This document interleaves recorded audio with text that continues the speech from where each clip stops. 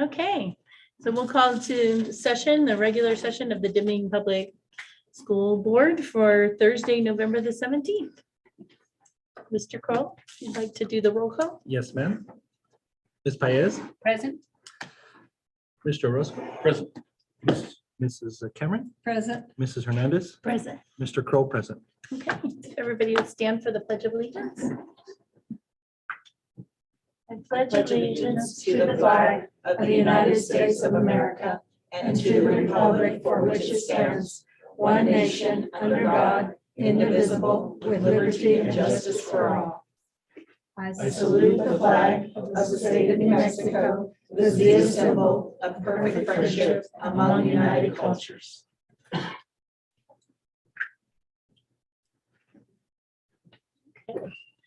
And so now we'll move on to the approval of the agenda. Superintendent Chavez, are there any recommended changes? There are no changes to the agenda. Does anybody else have any changes? Okay, is there a motion to approve? I so move that we approve the agenda as printed. Or a second? I'll second. Okay. Mr. Kroll? Yes, ma'am. Mrs. Paez, Yes. Miss, Mr. Orozco, Yes. Mrs. Cameron, Yes. Mrs. Hernandez, Yes. Mr. Crow, yes.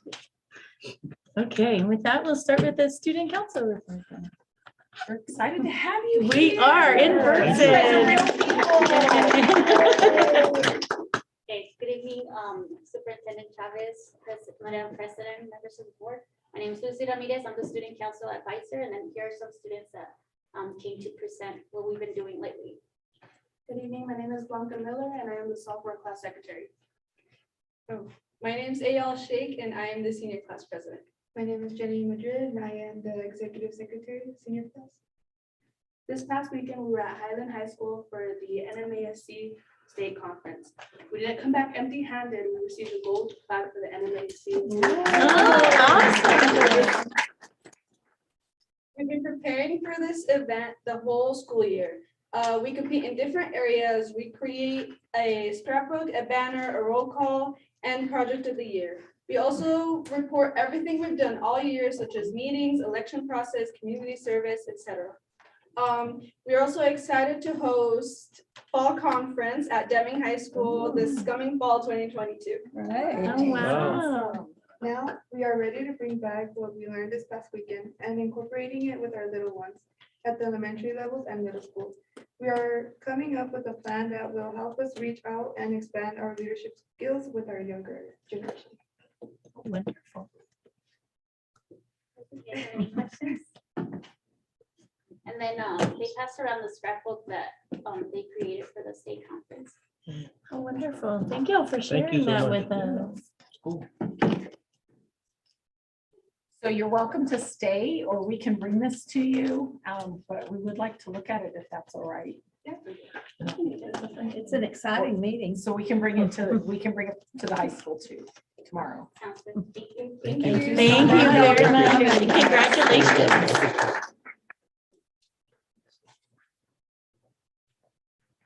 Okay, so next then we have Ms. Chung for the NEA report. Hey, everybody. President, members of the board, Superintendent Chavez. So one of the wonderful things about the union is the ability for members to really reach out to us and to let me know what they're experiencing.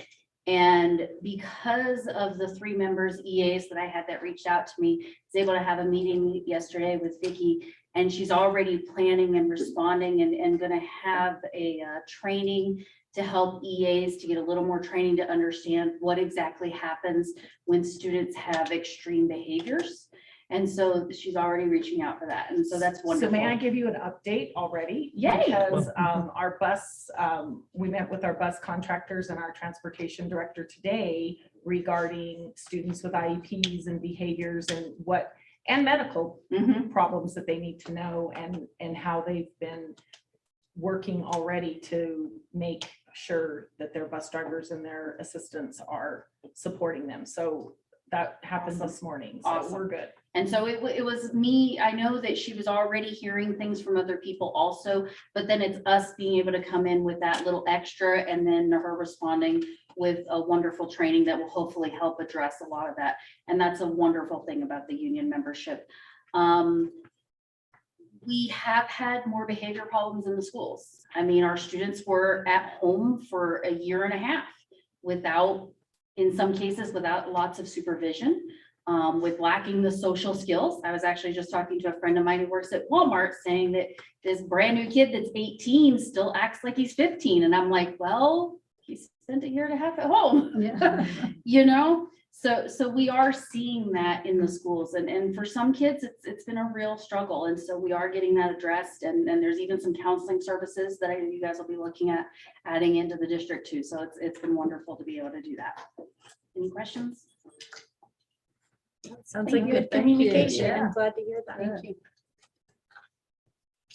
Okay, and so then our last report is from Nmsa Chavez Charter High School.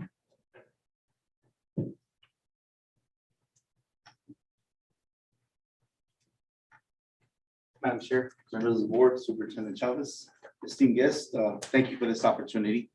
I do want to state, I know that we were late by 1 month, less than a month. It was about 2 weeks on a report, but I do want to state that we did get it on time, and I do apologize. I know that there was also some new additions to your district, and so we're working through that. But I do want to say we did report, we do have a report ready for all of you.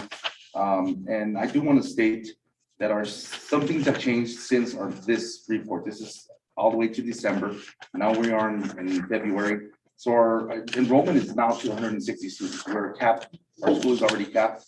We have 88 day students. We have 72 night students. And again, these students are coming in for the most part. Our day student attendance rate for the last quarter, for the second quarter, it was low. It was 65%. I'm glad to report the last 2 months have been to 71%. As a matter of fact, January's was 71.4%. So attendance has been an issue throughout our district, and we understand that there's many issues, especially with the pandemic. But I'm happy to report that our attendance rate, we have been working on it. We do home visits on a weekly basis. Every Friday, we do make home visits to our students. It helps sometimes, but most of the time, today we did 2 home visits. We don't get them all, but we're trying. We're not giving up. There has been no personnel changes to our team. No major discipline. We're happy to report on that. No major purchases. And I will turn over the facility update to Mr. Masters when he comes in. Our graduation cohort group, we're still at 25. And we understand our students come in behind on credits. So we take any student 9 through 12, but for the most part, our largest group is juniors and seniors. And we take students that are behind. We just give you a good example. We took 7 students this semester with one of them had a half credit coming in as a junior. We had one with 1 credit. So we understand that they're not going to meet their graduation date, but that's not who we are. We're working on students to get them graduated before they turn 22. And that's one of the things that we do, interviews with our students, parents, our staff support team, and even our staff when they meet with us. And we understand that graduation is important. And if the graduation date is not an issue, we'll keep you here till you're age 21. So it is a unique situation in our school. And that's what our charter does work. So we are reaching out to that adult student. I wish that we could actually reach out to a larger population higher than age 22, but that's not in the legislature, and we're okay with that. Okay, we do have a lot of community events. We have weekly food drives throughout our school. They come in. Our YCC is a great program that goes around and works at the cemetery. They work with the city, they work with the county, and this is every Friday we have students in there. We're hoping to expand. We're looking at more grants that will expand our work study program, simply because our school is limited on electives. We rely on the high school. We're very grateful for the high school that they do allow our students. We have a good relationship. I want to say we have a great relationship with the high school because they allow our students to take the CTE classes in there.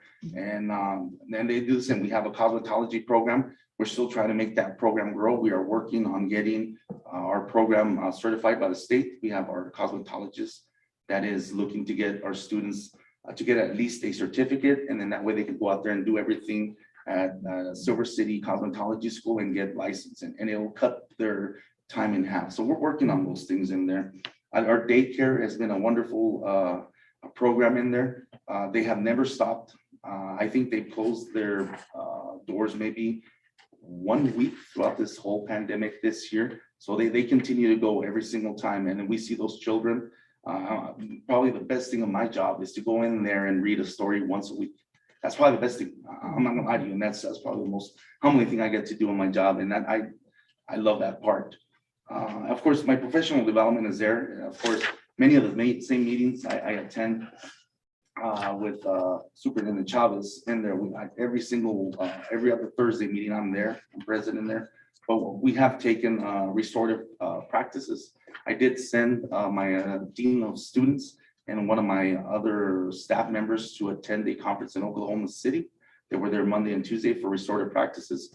We feel that that's an area that we want to keep working on. Although we are a fish school and a 8 Keys to Excellence school, we feel that the restorative practices is essential for our school because these are students that for the most part couldn't function in a traditional high school setting.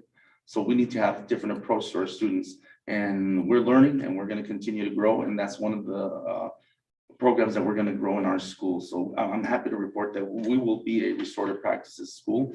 Not that we haven't been, but we will continue to grow on that.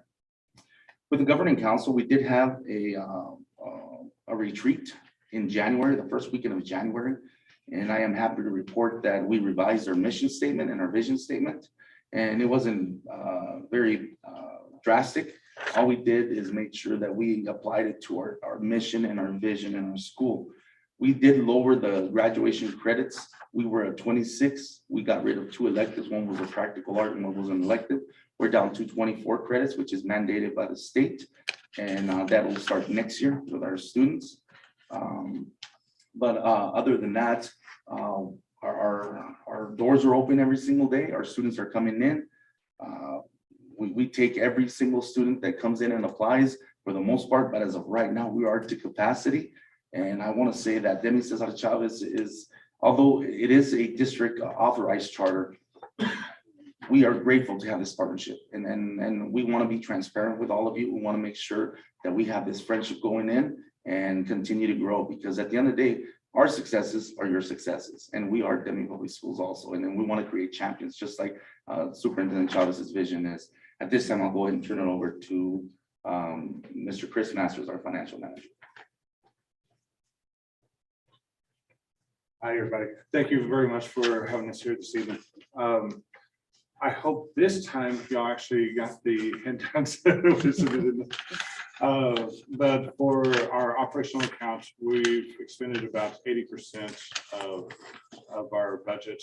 We just got the numbers in, and it was better news than what I expected. Our 40th day was a little lower than what we expected, but the final unit value did go up substantially. So we were up about $11,000 on the year. So that was good news, because I was actually expecting a much larger decrease. So some of my gray hairs have kind of gone away on that. On our federal funds, we've got about 40% obligated for all federal programs, but that also includes some of the ones that carry on a little bit farther than June 30th.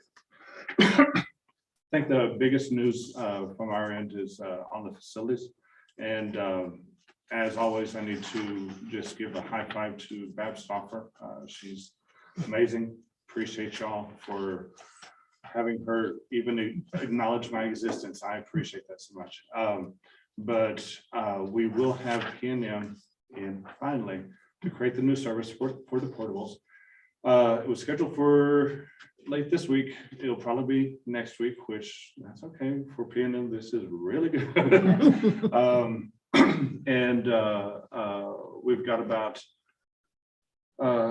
7 man-hours after that service is provided, and then all conduit, everything will be completed on that project. Now we can start making them look pretty and get kids in there and getting activity in there and all this fun stuff. So we are very, very close on that. The other things are mostly to our technology infrastructure, which I'm sure Ben can appreciate.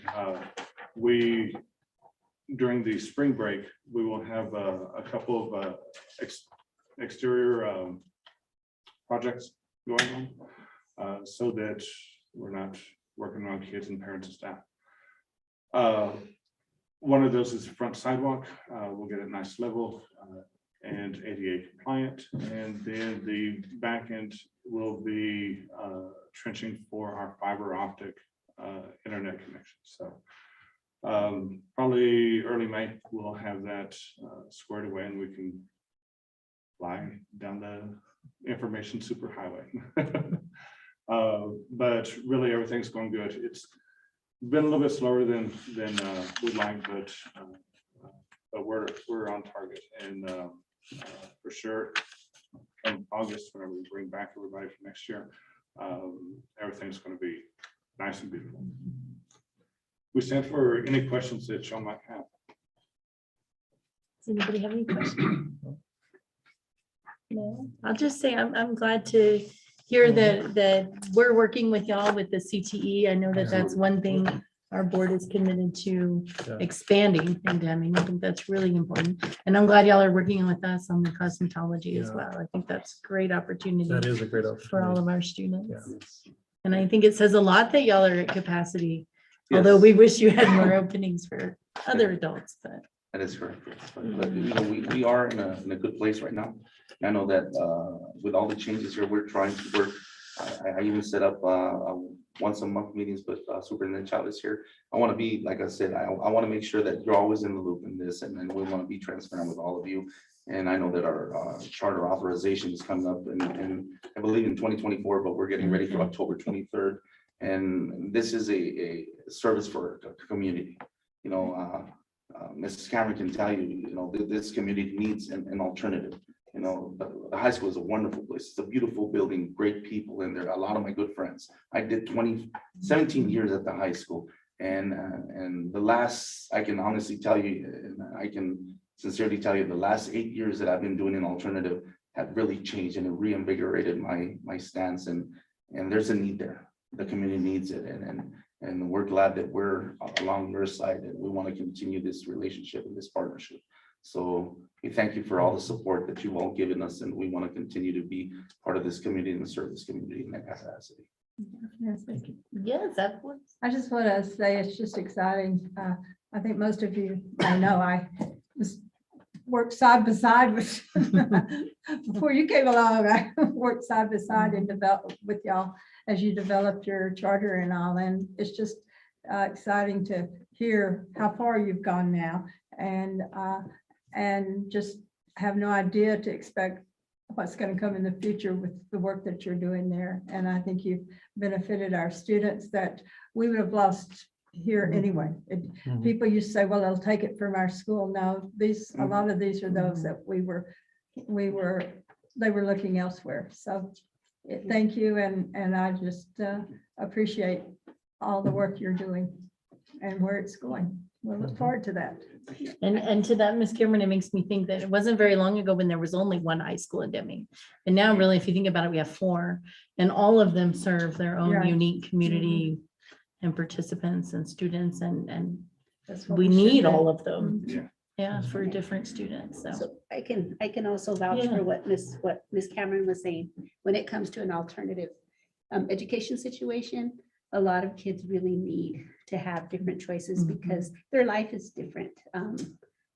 Sometimes they're working during the day, they have children. There's a lot of reasons that they need an alternative place. So with my history with the public schools, I used to take a lot of kids over there and get them registered. So I know how important and how good of work that you guys do. So thank you very much. Thank you. Thank you. Thank We you. appreciate so you much. being here. Thank you. Thank you. Okay, so that brings us to the consent agenda then. Superintendent Chavez. Madam President, members of the board, we support approving the consent agenda, which includes regular customary business that we've reviewed in the past, Included in that are the the policies that we had our first reading on last month, as well as, of course, the regular payment of bills and the minutes from our regular meeting. Be happy to answer any questions anyone might have before approving. Any questions or a motion to approve?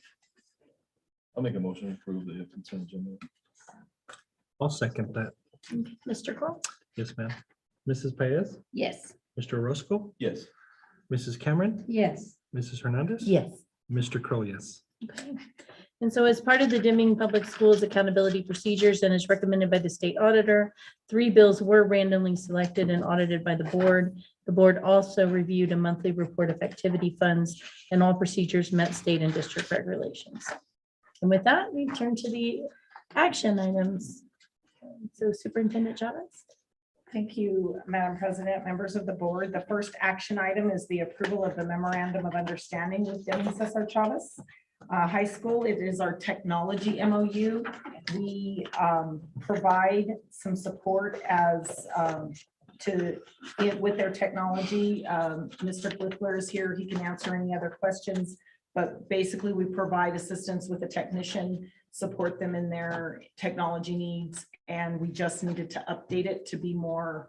It was pretty old, I think, what we had been operating under. So we just cleaned it up, cleaned up the language, and then put the actual costs that it does cost us to provide the services they've needed. And we reviewed it with the charter as well. We've met with them as well. Do we have any questions for Mr. Glickler or Superintendent Chavez? No? Is there a motion? I'll make a motion. I'll second. Okay. Mrs. Paez, Yes. Mr. Roscoe, Yes. Mrs. Cameron, Yes. Mrs. Hernandez. Yes. Mr. Crow, yes. Okay. We'll go on to action item B. Superintendent Chavez. Madam President, members of the board, we have with us our annual auditors. I don't remember the name, but the name of your company, but I remember your name, Vicki, because it's my name. So we also have Mr. Ray Roberts on the Zoom call, as well as Ms. Doyle, related to the audit, to present it and receive your approval. Yes, thank you. Thank you for being here. Appreciate it. Yes. I am going to let Mr. Roberts start this. Okay, then we will let Mr. Roberts start. I appreciate allowing me to be in from Zoom. So our sound is not working. Hang on just a minute, Mr. Roberts. Okay.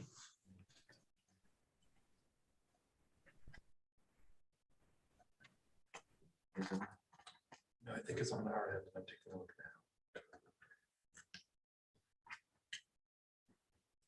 Do I need to say something, see if it's working? We're still not hearing you yet, Mr. Roberts, on our end. We're working on it. We'll let you know. Got it. How's that? You want to try again?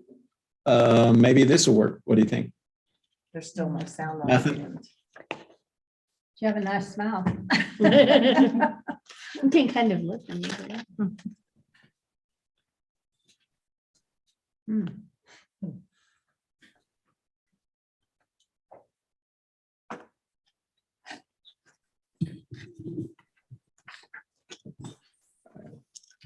Anything yet? It seems to be working on my I side. know. But they can hear him on Zoom. Miss Yeah, they're Watson. hearing him on their end. We're just not hearing him on this end. All right, is that working? How about now? Still speaking is not working. Not yet. No. Leslie, can you hear me? I'm wondering if Vicki should just do it, all of it. That will probably mean if we're not able to get this to work, Ms. Doyle, we won't hear you either. Do you want to try? You hear me? That's correct. We're not hearing you. Okay. We may have to punt. We might have to. I mean, I can do Ray's part if we need to. Okay, I think that's what we're gonna have to do. So Okay. thank you, Vicki. Okay, yes, no. Dallas, right? That is Dallas. correct. Thank you. Yes, and I am with Carr Riggs and Ingram, and so we're an accounting firm, and we have I want to say that this is our 4th or 5th year on Deming Public Schools, so we appreciate getting to come back and continue our relationship with you. And so the first thing, I'm kind of going to go over the agenda here, so I'll go over the timeline. We'll look at some financial statement highlights. We'll talk about some findings, and then I'll talk about a few value-added suggestions that we have to kind of go over. Do you have PowerPoint or do you not have that? I don't have the PowerPoint, but if it's sent to me, we can put it on the screen, or someone who's presenting can. Also, Okay. I think we may have speakers working. Okay, do we want to try? So can you guys hear me? Yes, we now have sound. Okay, I did send it to Charles, so maybe Charles, if you could forward to Ben, or I can if necessary. If not, I have a flash drive as well, but if everybody has it, we don't have to have it up. Okay. I'm not sure we have the PowerPoint, but we have the report. We've got you have the report? Yes.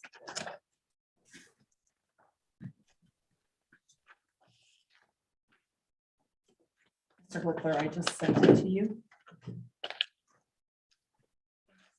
This is right.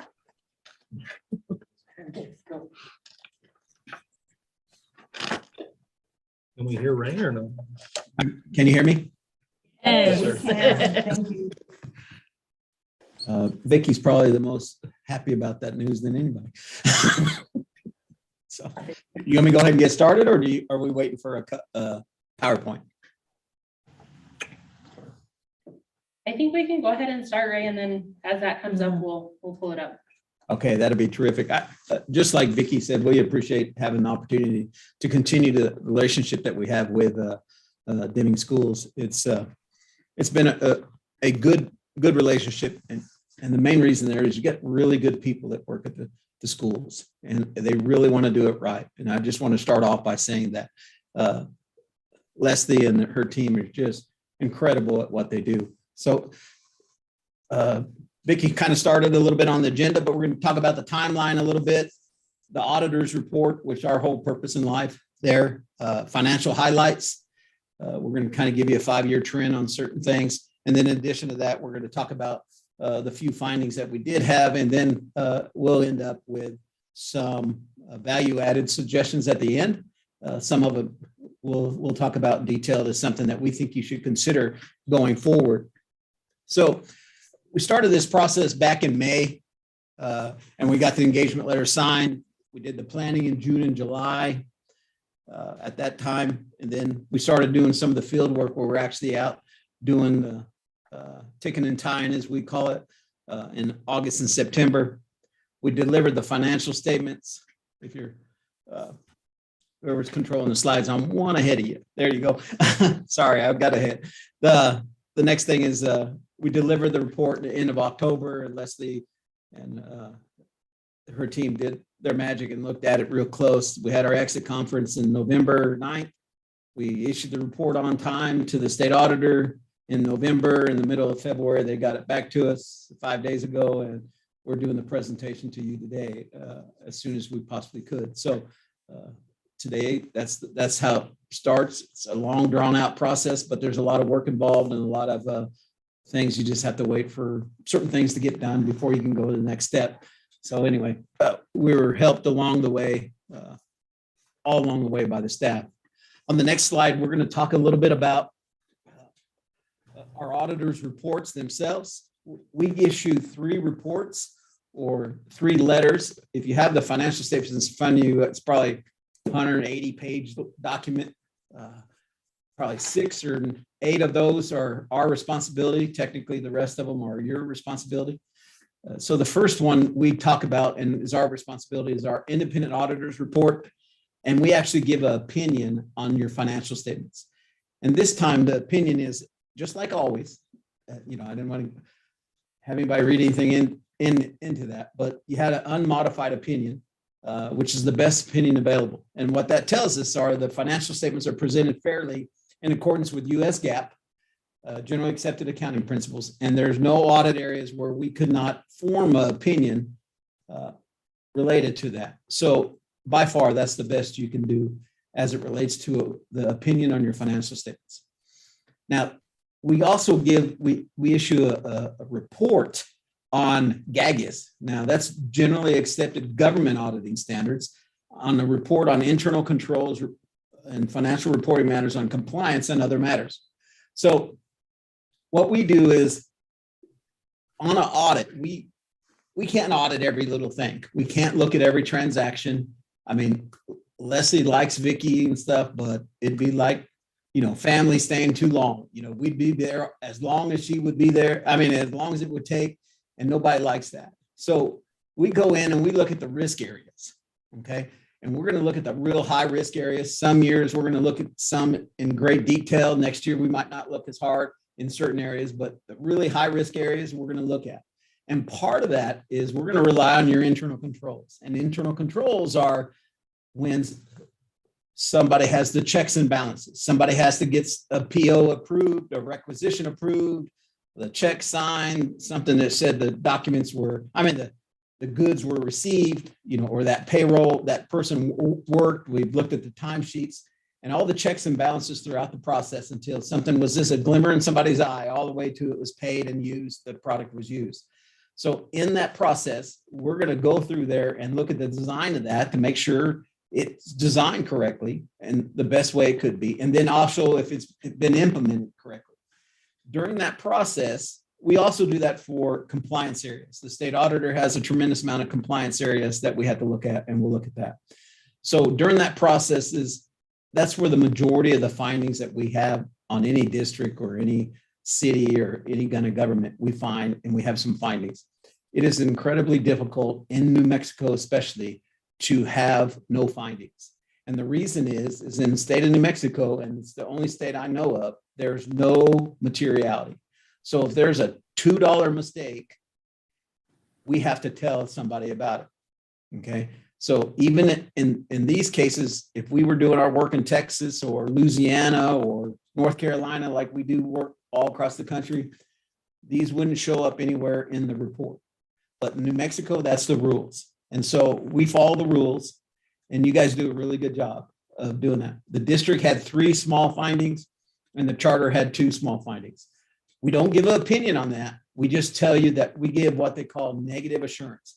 Nothing came to our attention when we did our work that caused us any great harm or any concern. Okay, so as we see it, it's still the best report you can get on the Yellow Book report. Now, the next report is on the single audit. The single audit is when you spend over $750,000 of federal funds. Of course, every school district spends over $750,000 of federal funds, and we have stay back back where we're at. But when we do that, we actually give opinion. Back to slide 4. We give an opinion on the compliance with major programs. Now, major programs are all these little hoops and risk assessments that we have to do and decide which ones, based on the federal government compliance guide, what programs we have to look at in great detail. And there's 2 of them this year. We looked at the COVID-19 Education Stabilization Fund and then the Child Nutrition Cluster. So we beat those to smithereens. We looked at every possible thing that we can in that area because that's what the feds wanted us to look at. And we didn't find a thing on that. You had an unmodified opinion, which is the best opinion you can get. And we had no findings at all in the federal area. The federal, and our firm, we take this really serious. We have probably, on this case, probably 4 or maybe even 5 partners look at this because it's such a high risk area for districts and people to misspend or have problems with their single audits. And we beat it to smithereens, and you guys came out with flying colors, no findings, unmodified opinion, the best you can have. So that's my first part of this presentation. Vicky's going to come in and look at some of the trends and the highlights of the financial statements going forward, what she just had. So now I'll check in with you at the end later. Thank you, Ray. So I'm going to go over some high-level financial statement trends for the last 5 years. So the first one that we're going to look at is the statement of net position. So we're going to look at the assets, the liabilities, and then the net position, which is the district's kind of holdings. So the assets, the 5-year trend is it's remained fairly consistent. The liabilities are you're gonna see there's some pretty big dips in them because in 2020, we had a decrease due to the pension, the NPL and OPEB liabilities. So that would be your ERB and RHC portions. And then in 2021, you kind of had the reverse because they came back and instead of it being a benefit, it was a liability on the district's books. Can go to the next one. Okay, so here you can see, here we have our net assets there at the top, and then we also have your capital assets. You can see those have remained pretty consistent, as well as your cash and investments. They've remained pretty consistent over the 5-year trend. So the next one is your statement of a net position. So this is kind of like what's the equity that is left with the district. So on the top of it here, I'm sorry, this is the liabilities. On the top of it, we have your overall liabilities. So that's going to include your go bond payments as well as your Mpl and Opeb liabilities. And then we've also separated it out on the bottom to show just the Mpl and Opeb portion because they're such large portions that get dropped on the district's books. I think that must be the next one. Yeah. I think, yeah, there's where we're at. So you can see the big decrease and then the increase for into 2021. Okay, so the next one is our total net position. And so you can see on the top, we have the total net position. And again, you can see from 2019 to 2020, there was an increase in that total net position. Again, because of the NPL and OPEB liabilities, there was a benefit created that year. And then in 21, there was a huge expense that got dropped on the districts. So you can see that. The bottom line there is the unrestricted portion, which is kind of the districts, they can decide what they need to do with that. And again, the majority of the NPL and OPEB liabilities sit in that unrestricted position. Okay, so now we're going to look at the statement of activities, which is your revenues and expenses. So the revenues over the 5 years have remained pretty consistent. There was a slight decrease from 2020 to 2021 due to some decreases in SEG funding, as well as some decreases in capital grants. The expenses, they showed a significant increase in 2021 related to the NPL and OPEB actuary adjustments. And I added one more slide at Ray's suggestion, which was a good idea. And I'm going to show you a slide with the NPL and OPEB positions in it. And then I'm going to show you one with just the district controlled expenses so that you guys can kind of see the difference between the two. Okay, so the first one here, this one does include your NPL and OPEB expenses that are included in here. So again, you can see revenues remain pretty consistent over the 5-year trend. And then again, you can see in 2020, we had the huge decrease in expenses. And then in 21, they went out of bounds. And again, that was really when I was fixing the slides, the portion that is related to NPL, which is the ERB retirement, was $58 million that got dropped on you guys' accounts just for that one piece. So the next slide here, so our revenues, again, they stayed the same because they weren't affected.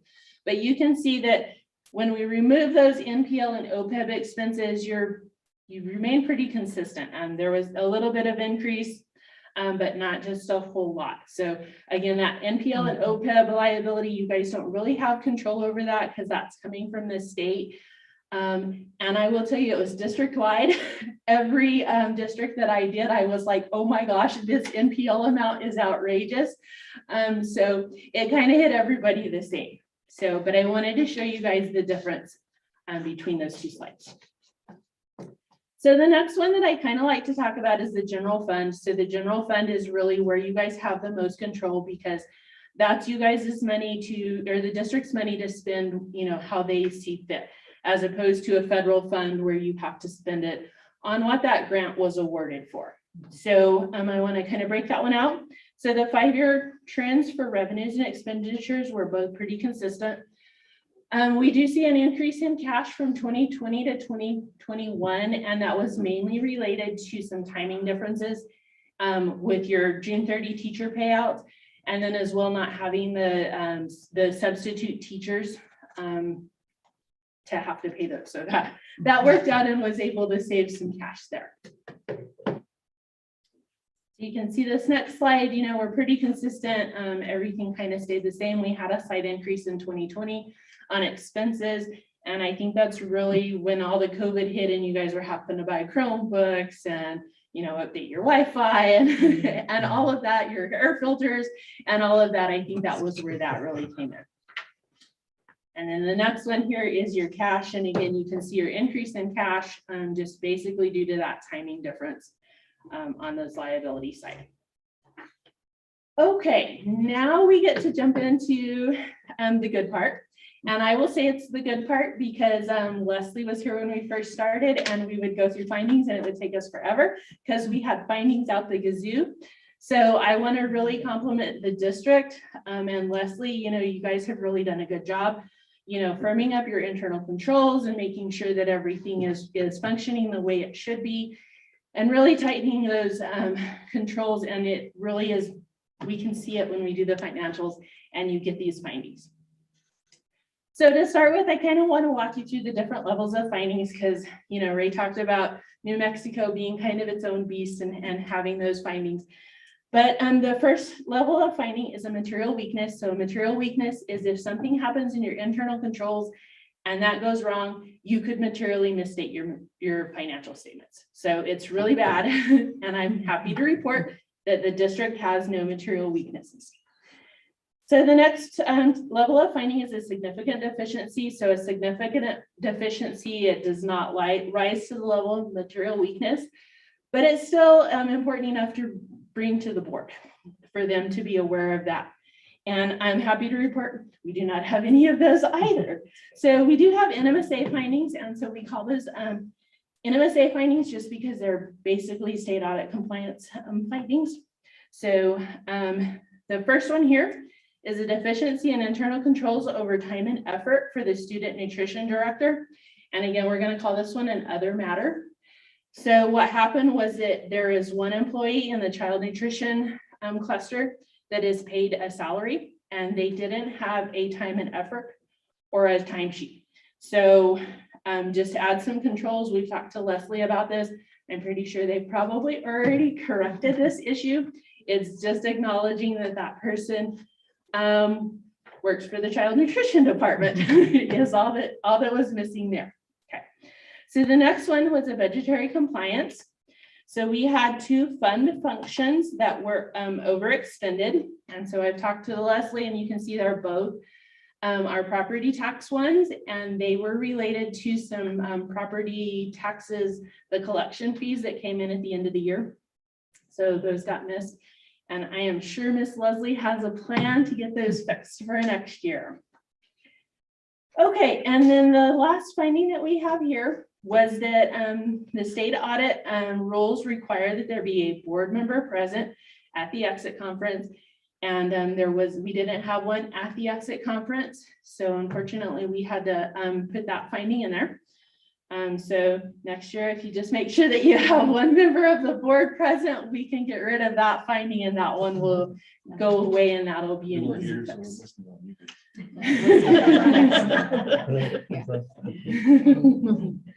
Okay, and then the next slide. I didn't know that. We needed to be there. Okay. The next finding related just kind of shows you where we've come from. So it's kind of a look back of what our findings were from last year and what has been addressed. So you can see we had a cash appropriations in excess of available cash from last year. Again, that was an Nmsa finding and it was resolved and it was cleared this year. And the other one was an activity fund one finding, and it was an other non-compliance, which would also be an Nmsa finding, and that one was resolved as well. So again, great job with those. The findings that are on here are pretty easy fixes. So there's nothing glaring, that'll be really hard to fix. They're just like, again, like Ray said, if we were in Texas, I wouldn't have even wrote them up. So with that, I will turn it back over to Ray and let him wrap us up here. All right. Thank you, Vicki. One thing about that OPEB and the pension liabilities, it really messes with your financial statements, but nothing, it's really not currently going to cost you any money. You do not owe that $100 million, for that retirement plan. Somehow the state's going to have to make it right, and it's going to figure it out. I just want to let you know that you're not going to have to write a check for that. You have the agreement, how much comes out of each check, how much is matched by the district. That's all going to stay the same. Ultimately, that will change. It'll have to change to make this solvent. But for now, even though it shows up on your financial statement, you won't have to write a check for that. So that's going back to the past. Where we got going forward is the value added stuff. I got to tell you, our insurance company, our malpractice insurance company now requires us to tell every client that they need to have, no matter where they get it from, some sort of cybersecurity penetration testing. And we have to tell you that because it's that important. It is just a matter of time when it's going to hit you guys. It's not if, it's going to be when. And so we can help you with that. We can give you names of people that can do it. And if you've had it in the last 2 or 3 years, you need to have it again. Of somebody from outside the district look at your IT system to see if they can penetrate that or what kind of weaknesses that you have. It is incredible the number of people and clients that we have that have been hit with cyber problems. And it's just something that we suggest now. Our insurance company requires us to tell you that they think it's important that you have it done. Okay.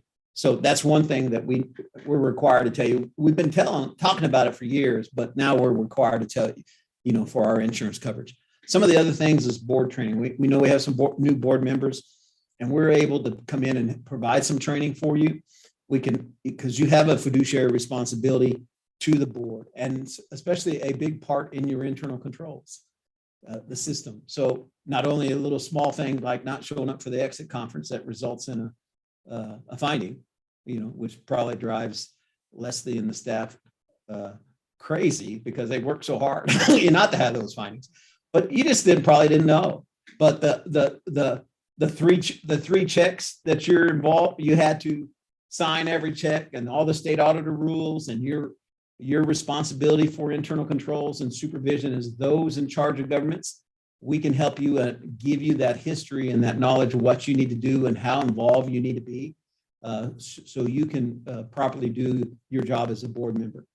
Okay, this is a lot to do and a lot of responsibility, and it's just hard to know what it is. And so we're able to help you on that if you want to. Also, controls around time and effort records, about who's spending what time on and how much effort on each federal program. There's documentation rules out there on that and how we need to track that.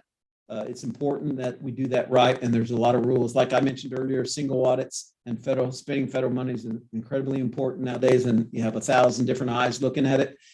So this is a key part of that, to know who spent that money. I mean, the time on those jobs, and was it a legit amount of time and amount of money charged to that federal program. So that's one thing there. The next thing is automated clearinghouse. Besides cyber, another easy way for people to have fraud in districts and governments and in any business is through the ACH program. We can go in and help you in that area. I think we mentioned this before, and I think Leslie and her crew tightened it down some, and you got a pretty good area. But anyway, if you're interested, we can help you in that process of the clearinghouse payment process and help you with that process to tighten it up some more. And finally, this next financial statement will have GASB 87. That's lease implementation. And for every lease that you have to have, you're going to have to deal with how to record that on your books. It's not the good old days where you just rent something for 3 years and you just pay the rent each month. Now you have to actually record an asset on the books called the right to use asset. It's not your asset. You just have the right to use it for 3 or 5 years. You have that asset and you have the liability, and you have to do that for every one of your leases. And it's amazing how many leases that a district would have. I don't know if Leslie and her crews started counting it up, but the hardest part from our other clients and anything that we've read is finding all your leases, because it's just really difficult to find, because every school, every copier, you know, like if you're a police department, every lapel camera, speed camera, you know, it's just some amazing, all the things that are leased and you think you might be buying them or something like that, or it's just that. So watch that part of it. And we were able to help you on that, actually have software to help in that area if you'd like. Those are the value added things in that. The concluding comments, which the last page is Leslie, Joe, and their team, like Vicki and I have said a couple different times already, they're just incredibly helpful, great to work with. And you just don't understand. You might, well, I'm assuming you understand, but we're going to tell you, a town your size to have that quality of people is just unheard of. We do them all across the country, and we just don't see it very often. And so you're extremely blessed to have that staff. We thank you for the opportunity to continue to serve you. And if we value relationship, feel free to call us anytime throughout the year. It's not just at the audit time. And we'd love to help you in any way we can. So at this time, I'll entertain any kind of questions or comments, or less Vicki can, either way. I know Ms. Cameron wanted to make a comment. Yes. Number one, I did talk to Leslie and I apologize to the board. We had an emergency at my house. Misunderstanding. No, mine was, Hers was an your- emergency. yeah, mine was an emergency with my husband at our house that day. And so I apologize to the board. It just, things happen and then I couldn't leave. And the other thing that is not entirely my fault, but I do serve on the ERB. So it seems like I'm getting double whammies on this audit report. Well, Ray said we didn't have to write $100 million check, so I'm very happy with that. Yes, but I will say that the legislature, if everything is signed and all, I think will help the there is a piece in there to refund money that has been taken from our fund to use for other governmental purchases. So, but I just say, I'll just take the hit for both of these. So, and I apologize to the board. I just could not, the other one, I just could not overcome. So the first one. No, that's okay. Couple of steak dinners and we'll let it go. Okay. Yeah, I was gonna say too that, you know, since we are new on the board, Mary Lou and I, we didn't really know the importance of being at this. So I appreciate the opportunity for the board training so that we can really understand how important it is to attend those. This also tells you, it also tells you how easy findings are to get in New Mexico. So it's really hard not to have any findings. And it's just little things like that have a complete legitimate reason. It just, unfortunately, in New Mexico, you have to report it. So. And everybody, mistakes are gonna Yes. happen and we just need to move on. Yeah. Yes. Yes. And I think an easy thing to do in the future is we can have the three of us on call in the background. Yep. And if two people aren't able to show up, because as most of y'all know, we can't have three of us in a room with each other without a notice. So we can just be in the background, and have it on our calendar. Everyone available. Yeah, so we can solve that Oh, yeah, for sure. easily, yeah. Like I said, that's one of the easy ones, that one will be an easy fix for next year and it'll go away and we won't see it again, so. Yeah, Well, thank you, board, for understanding. I appreciate it. absolutely. Rest assured, I will hunt one of you down. That's right.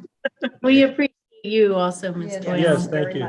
We're hearing lots of great things about you and Amazing your job, team. Leslie. So- Yes, thank you. Thank you. I appreciate that, but I also want to just say that it was it's a group effort and there's a lot of people that put a lot of time into this. I know that there's a lot of thank yous and you're awesome and all of that, but this was not all me. And so the rest of my team and the district, all of the departments work to help me do this, principals, directors, secretaries, everybody. So it's everybody gets a shout out for this. Good. And I guess my last comment or question is really to Mr. Glickler.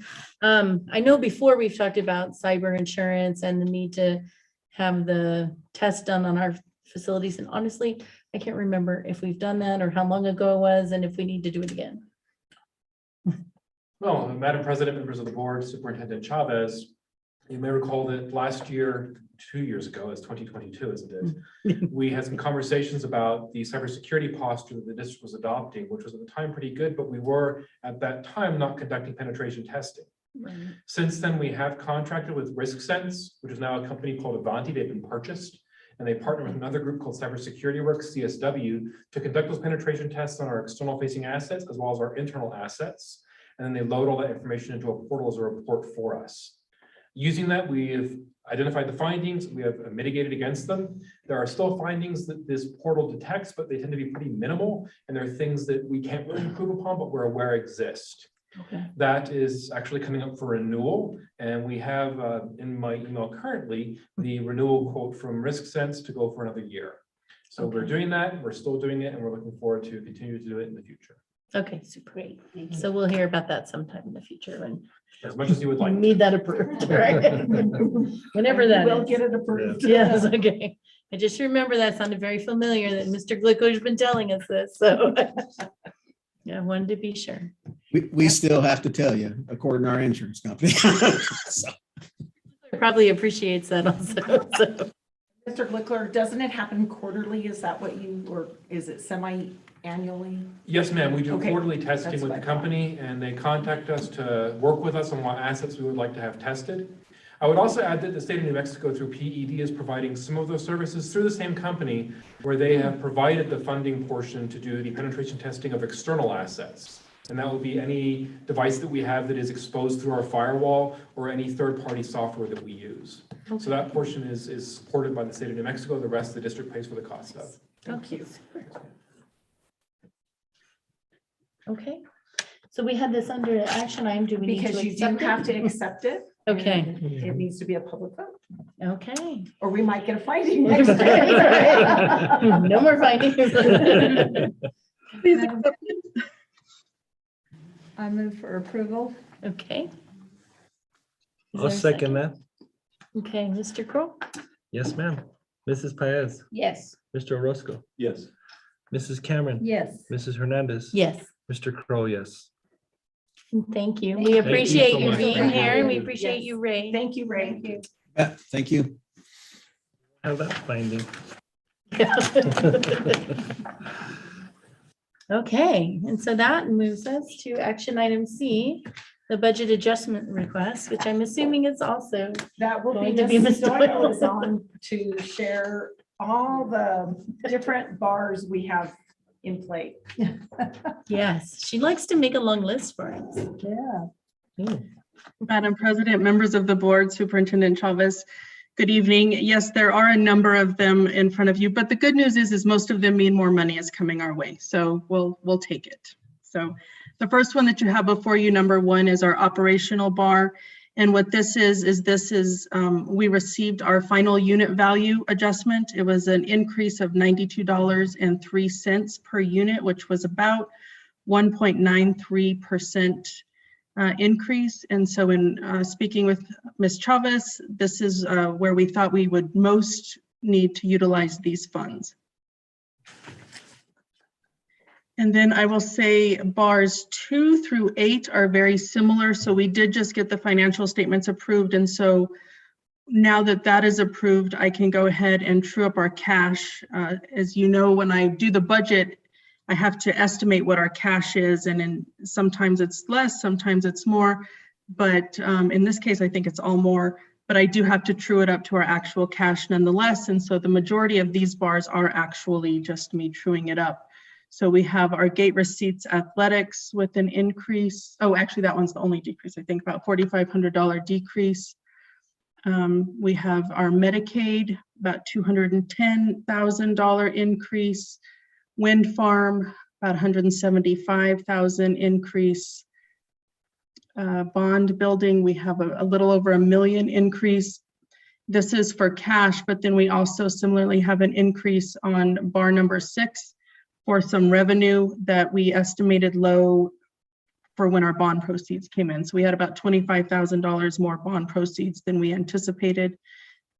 We also have our capital improvements. So number 7 is also a true up to our cash balance for SB 9 and Ed Tech.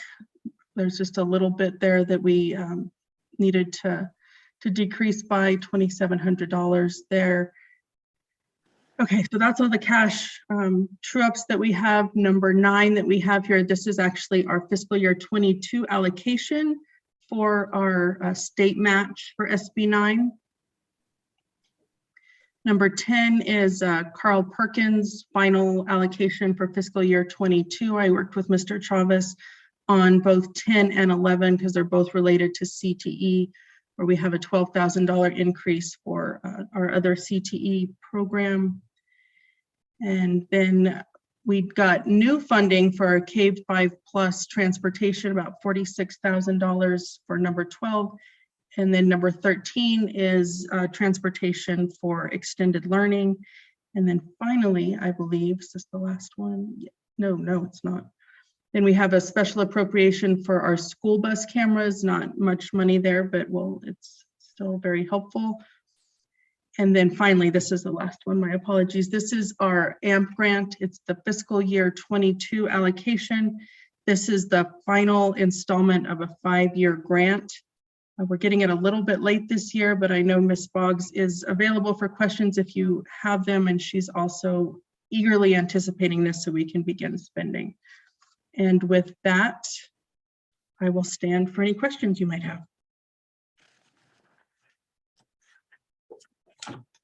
Anybody have any questions?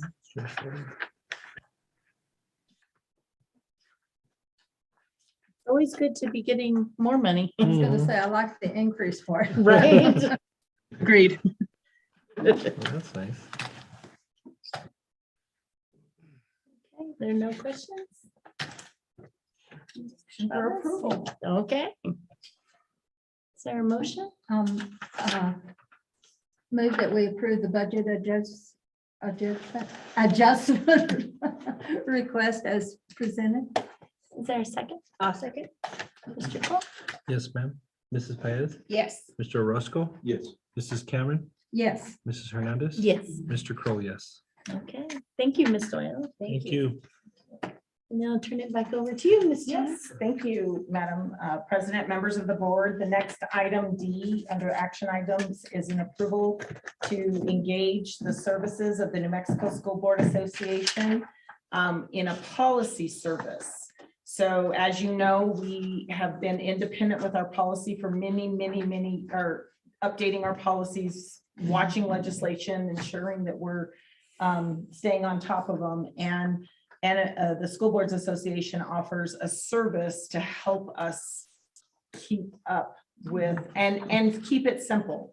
Like the policy is a policy, a procedure is a procedure, and they're going to be, but to get in there, they have how many before us? Four. There are 4 districts ahead of us, and we can't even begin to talk to them until we agree to have them as a service. And then the annual cost is a little over $4,000 a year for that service, but they need to work through those other 4. This puts us in the queue, and then we will be working to get our policies reconciled between what we have, what they have, what we need to have uniquely that should be ours, that may be different than what they do in the state. But we'll have a policy service to help us stay compliant with state laws and regulations. So I'm happy to answer any questions. I think that's a great idea. It's a 'Cause great idea. sometimes we think we know, but Right, and sometimes we have to hire an attorney Yeah. to make sure our policy matches the law, and then you end up spending more than $4,000 a year. Well, So, and a lot of times you don't have to necessarily recreate the wheel already exists, and so this has probably helped with that, that somebody somewhere has already come across it, so it's just a matter of adopting that policy to be able to make it ours. Yes. yes, and I believe the vast majority of school districts in New Mexico are already members Yes, of I that. want to say it's a little over 70. Yes, that use their policy service. So I would recommend approval. also move approval of the New Mexico School Board Association Policy Service Subscription Agreement. Is that correct? Yes. I second that. Mr. Crowe? Mrs. Baez, Yes. Mr. Roscoe, Yes. Mrs. Cameron, Yes. Mrs. Hernandez. Yes. Mr. Crow, yes. Okay, Long time coming. and that concludes our action items. So then we'll move on to superintendent reports. So, Madam President, members of the board, we have two policy updates. Speaking of policies that we've been working on, there was a personal leave, under personal leave, a parental in-district activity leave that the district has in place. It's policy number 264. The items in green add the additional leave for parents who have in-district activities for their children that are in their guardianship. We support the fact that we want parents involved with their kids, and we want that to be something we support our own staff in district activities. So that is the first policy we're bringing for the first read and to get public comment back on. And we'll bring it for approval next month with any changes or revisions. Okay. And then the second one is policy number 269, emergency and safe leave. Under the emergency leave, we've added a piece called safe leave, which is, Mrs. Ruddle, is it required by law, or it's just a leave that is allowable? It's a leave that's allowable. Allowable. It's a leave that it's already in place, if you will, but it typically runs as an HR function. It's just something that we would normally do in HR if we ever had a, or when we have an employee in this particular situation. What we did in working at the table is we brought this forward, we brought this out, and we just felt it was very important that all of our employees were well aware of the fact that this is, it is available to them should they experience to be the victim of any particular crime that would require this type of leave of absence, so to speak. I have a question. Sure. What is the death of a relative within the third degree? In the emergency leave, not the safe leave? Is that what you're I'm referring sorry, to? yeah. Okay. Yeah. So that would be an item that we need to bring to policy committee to address that component of it. It would be because we're not looking at that part of the policy, but we can definitely take recommendations, but third degree would be. I mean, that's like my Aunt, child giving them the uncle. third degree, but I don't Aunt, think that's uncle, what In the In-laws. third degree, Yeah. so it shakes it out a little bit more. So maybe we can define that better in policy, and once we get our policies reconciled with the service, it will take care of itself. But yes, that's definitely something we want to bring to the. And I also had a question on the top part, which is also not, but it says birth of a child to this employee's spouse, but it doesn't say to the employee, That's which, interesting. yeah, I thought, it's interesting. So the employee can have the child. But the spouse can. I didn't know if that meant it was somewhere else in policy, honestly, but It should reference it if just- it does, but I agree. I think it's something we need to bring. We can definitely take that piece into policy. And if we don't want to approve this next month, what we can do is do a first reading of that part with the safe leave as any adjustments, and then we can do the whole policy the following month for approval. But if we're Just that having would be questions, fine. then Yes, I think so. but I do think it's good that we have the safe leave policy. I think that's Absolutely. And we want really staff to know important. about it. Yeah. For sure. Any other questions? But those are great points. So we'll bring those up for our policy committee. No?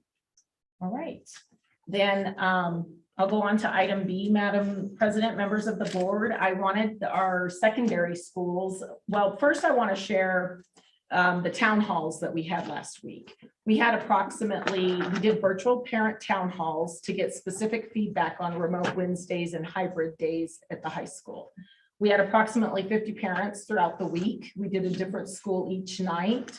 And the feedback for me, I'll let you guys speak to it, but for me, it was just very eye-opening and very interesting parent perceptions, but also their questions and ideas. Like there were some great ideas that we got out of some of the feedback we received. So We've tried to go back and fix some of the things we could right away and then think through what do we need to do a better job for the future. So overall, I felt like it was a really productive time to spend with our families last week.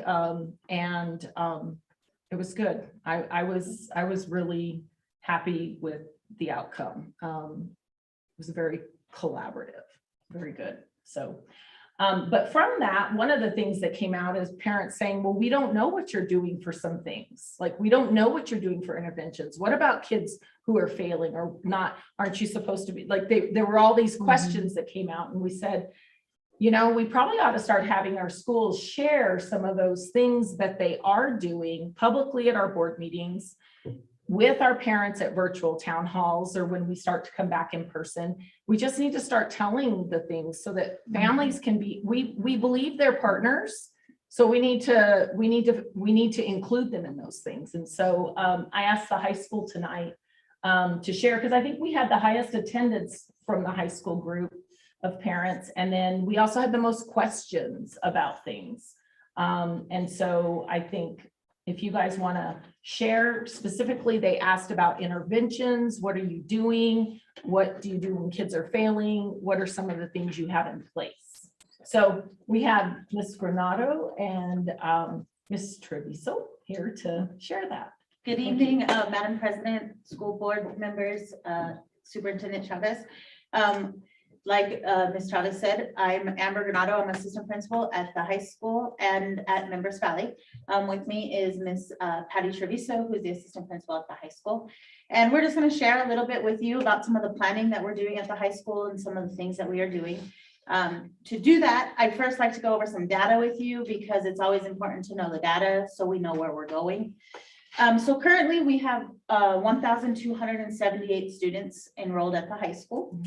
And when we look at those students, we have 57% of those students who are on track for graduation. And that's an overall. So that's 9th through 12th grade is 57% of our students are currently on track to graduate high school.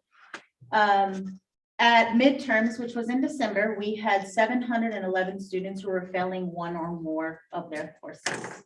So that's very concerning to us at the high school, because it is credit-based for graduation purposes. So when we started looking at the breakdown of the grade levels and the students on track, when we look at 9th grade, 54%. So if school ended today and all of our kids were to graduate today, 54% of our 9th graders are on track to graduate. With 10th grade, it's 50% of our students. 11th grade is 59% on track, and 12th grade is 57% on track for graduation. And the state graduation rate is in the 80s. And so we want to make sure that our kids are there, and Deming High School is with the state or higher. And so right now, looking at that, we aren't. And so some other data to go with that is that we have a 17% SPED population at the high school. We also have a 40% EL population at the high school. We also have, on top of the 40% EL population, we have 18% who have exited EL status, but still need some kind of supports in the classroom, even though that they have exited that EL status. And so looking at this data back in December, what we did was we took that first planning day on January 4th, and we created an academic advising day. And so what we did was we made contact with parents and students, and we created contracts with all students if they were failing classes. Each teacher met with the students. They created a plan in place for what they can do to bring that grade up in that class. And if that grade was, so in the core classes, if that grade was below a 40, what we did was we created the opportunity for those students to be put on Edgenuity for the first semester makeup. And so they would just repeat that first semester, and then their grade would be edited for that, what they received on that, which then does allow them to maintain their grade for the second semester and be able to pass. And so with that, anything below a 40, that's what it was. Above a 40, but between a 41 and a 60, the teachers created projects and things like that for the students to make up that grade. Can I ask you a question? Yeah. So the ones that are under 40, are they doing Ingenuity in addition to the classes they're Yes. already in? Okay. Yes, and so what that was it's just to replace that first semester. Because if, without that first semester, Right. they would fail that class. Right. And so what this allowed them to do was still maintain, be in the classroom, but also work on that first semester to bring that grade back up. And so with that, what we did was we signed up 209 students on Edgenuity. And so we have currently 209 students doing just the first semester makeup. And so as of 2/14/22, so this week, students should be 35% of the way done with that course this early in the year. And so currently we have 14 students who have started the ELA class that they're enrolled in. So it's only 0.11%, so 0.11%. So students in math, we have 22 students who have started and it's 0.14%. So this is disheartening to us because we really want our students to do well. We really want them to pass classes. And so we've been reaching out to parents, talking to them about, hey, your child signed up for these classes, like, what can we do to help you out? And so we also offered after school program. So these students can come after school and do that program and get support from teachers from 4 to 6, 4 days a week. We also pulled all of the students who we did enroll. So all 209 students who enrolled, we pulled them by grade levels and we had talks with them, let them know, hey, you have been enrolled in this class. I'm just reminding you, here's where your supports are. Here's what needs to happen. We also sent out emails to every single student. I sent out the email to every single student and gave them the explanation of how you log in. Here's, your passwords, all your information to get on there. So they did receive that. We have had teachers continually reminding students and talking to them and taking time throughout the day to just check in. How's your classes going? Do you know how to log in? You don't know how to log in? Let's get you the ability to log in. And of course, we do have the after school program. And so Edgenuity after school was already something that we were offering. Students were able to come in to make up credits for other classes from previous years. But in January, we focused on this group of 209 students. And so we were really wanting to make sure that they had that opportunity, like Ms. Granado said, to come in, and a teacher is there monitoring and motivating the students to move on. There is a timeline that's generated by Edgenuity that staff and students have access to, and it tells them, by this time you should be this far. And so there's that correlation between that direct supervision, especially in these times. I think right now we would all agree that these kids kind of need that little extra push. We all need that at times, right? And so that's where we were seeing or hoping that the after school with this targeted group would really help. The only problem is we can't force them to stay, right? We have to have parent support to get them there, to make them stay after school from 4 to 6, Monday, Tuesdays, Thursdays, Fridays. And so that's where our plan comes in. We're hoping to start this plan beginning the 4th quarter. That would be March 22nd, the last grading period. And we're working really closely. We're in the planning stages right now. We're working really closely with the district to try to figure out all of the logistics that come along with it, because there's a lot of little details, as you can imagine. But we have the ability to offer full credit for elective courses if they have successfully completed 3/4 of the year. And so in working with that, we're thinking, okay, these kids come to school and we have them there from 8:15 to 3:45. What about if we pull them out of their elective course if they're successfully passing and allow them the opportunity to come into our computer labs and work on the Edgenuity courses, those core classes, the math, the English, the social studies, science, all those core classes that we know are a little bit harder to keep on track, right?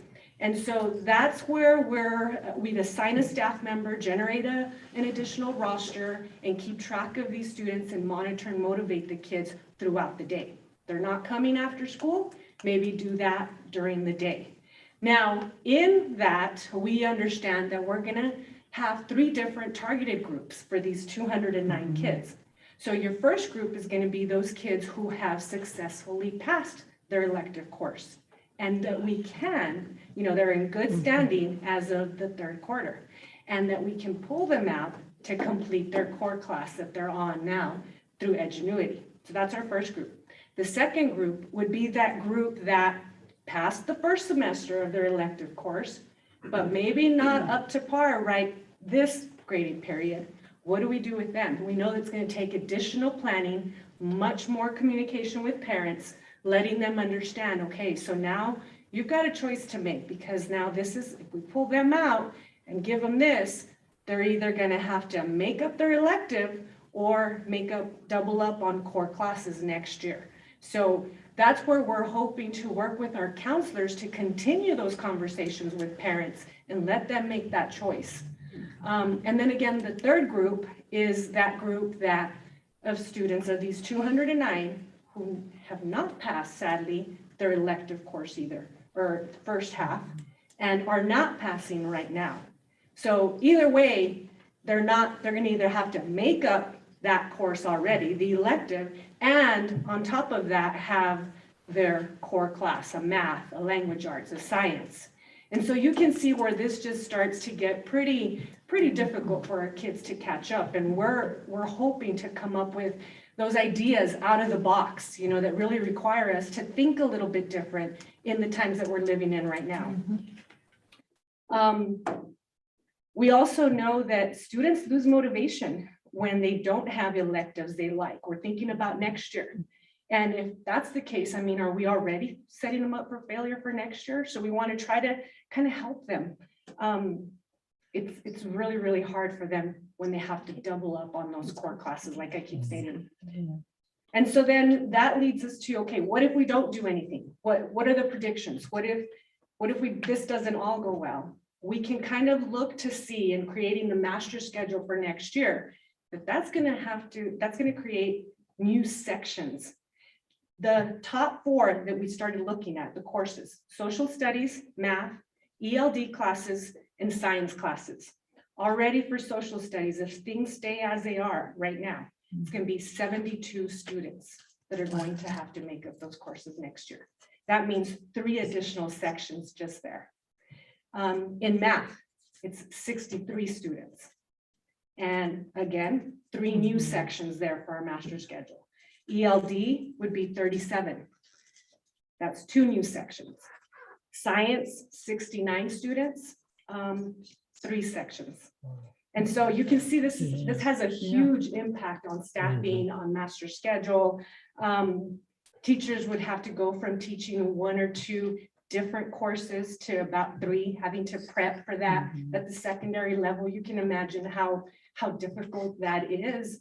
It's doable, but it's difficult, okay? Just adds that extra burden on teachers who are already trying to juggle a lot of things.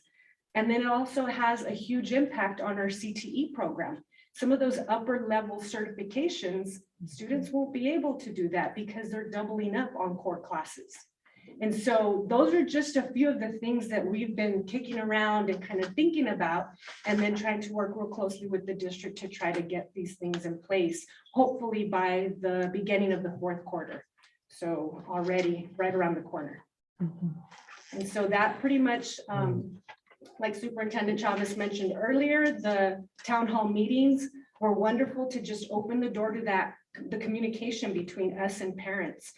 We can see that there are a lot of parents who are willing to communicate with us, and I think just providing more opportunities for them to do that, and us being able to reach out and having small groups of parents coming in and us letting them know these are the things we're doing. I know that I've worked with a number of parents already on just downloading the Infinite Campus app and showing them these are the missing assignments that your kids are, and everyone has been very, very open to saying, okay, let's make sure my child gets, once I give them that list and then show them on their mobile phones how they can keep track from there on. They're like, I promise you, my child is going to get their work in, and it's that collaboration between us and the parents. And so it's been great, but we know we have a lot of work ahead of us.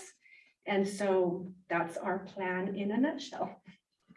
So can I ask that you guys come back next month and the next month and just give us an update? Because I am very worried about our kids not graduating and being on track. We know the difference, and for any families that are listening, the difference in a high school graduate earning power versus a GED or no graduation is significantly different.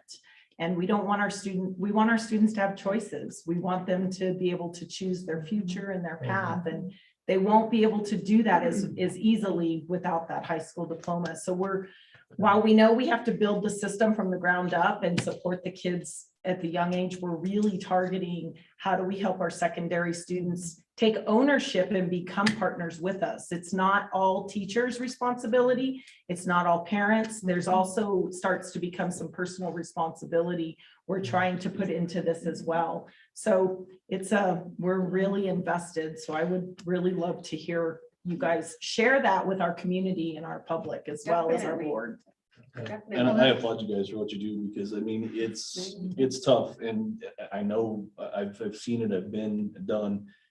But at some point, and this is a conversation that we've had with the superintendent before, at some point, we got to create that buy-in with the kids, number one, but we also got to create some buy-in. And this isn't a blanket statement, but we got to create buy-in with our parents as well, because it's almost like, what's the school's going to do for me now? What's the school's going to do for me now?